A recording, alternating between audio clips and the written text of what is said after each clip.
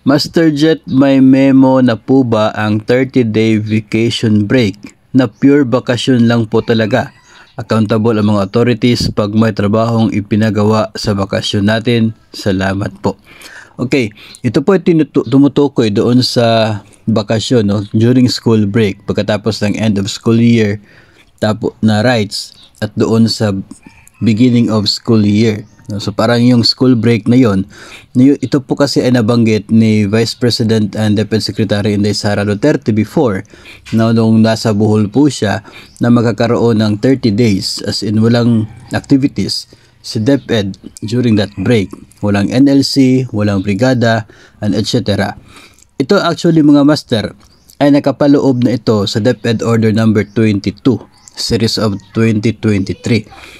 Yung original po na school calendar of activities para sa school year 2023 hanggang sa 2024. Doon sa DepEd order na yun mga master, makikita po natin na yung start ng end of school year break ay nasa June 17. Tapos yung start ng NLC, National Learning Camp, at yung mga end of school year rights na activities ay nasa July 29. So mahigit isang buwan talaga siya na walang activities yung DepEd base sa school calendar. So ito po ay doon sa original na school calendar, which is still valid until now kasi wala pa naman pong bago. And nung binanggit po yan ni Secretary Inday Sara Duterte, ay legit na meron na po talagang basihan yung mga sinasabi po niya. No, kasi nauna po na lumabas itong DepEd Order number 22 series of 2023 mula kung ikukumpara mo doon sa statement niya, which I guess nangyari yun during the World Teachers Day na parang celebration nila doon. So legit po, mayroong basihan, mayroong black and white document na nagsasabi na DepEd is committed doon sa 30 days na bakasyon na walang activities yung DepEd. Yung mga paaralan para sa mga teachers, hindi required na pumunta ng paaralan kasi walang activity talaga, bakasyon talaga na bakasyon.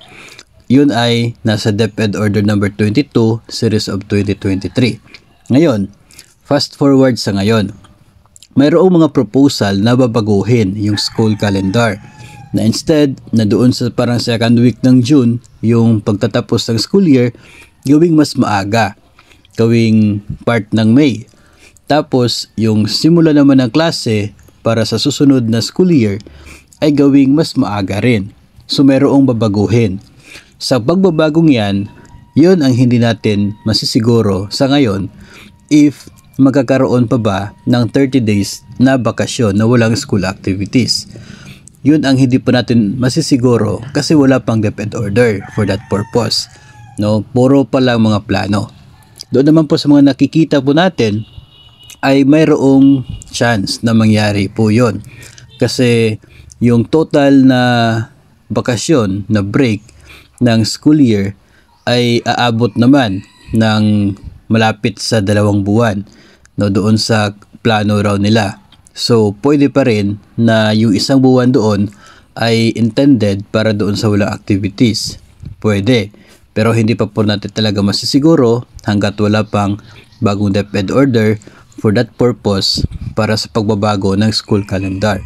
Pero so far, as of now, hanggat hindi pa po lalabas yung bagong order for that purpose, ay effective pa rin yung DepEd Order number 22 series of 2023 in which ay talagang nandoon yung bakasyon na 30 days na walang gagawin, walang activities sa mga paaralan as promised by the DepEd Secretary. So, abang-abang po tayo doon po sa pagtatapos ng mga consultations na tungkol sa pagbabago ng school calendar ngayon.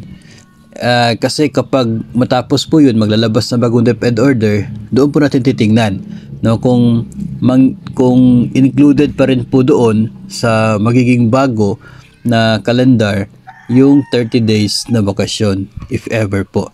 Kasi minsan, posible kasi na hindi siya mangyayari if ever talagang liliit yung number of days ng break, no. Pwede talaga siyang masagasaan if bababa yung days ng break just to accommodate doon sa plano na mapaaga yung start ng klase para darating yung panahon na babalik na talaga tayo sa June. So parang yun ang magiging pwedeng sakripisyo just to make sure na babalik yung ating pagsisimula ng klase sa June one of these years, no? So yun po yung ating mga posible nakikita. But as I said, hintayin po natin yung final na DepEd order for that purpose at doon po natin titingnan if included pa rin ba yung 30 days na bakasyon.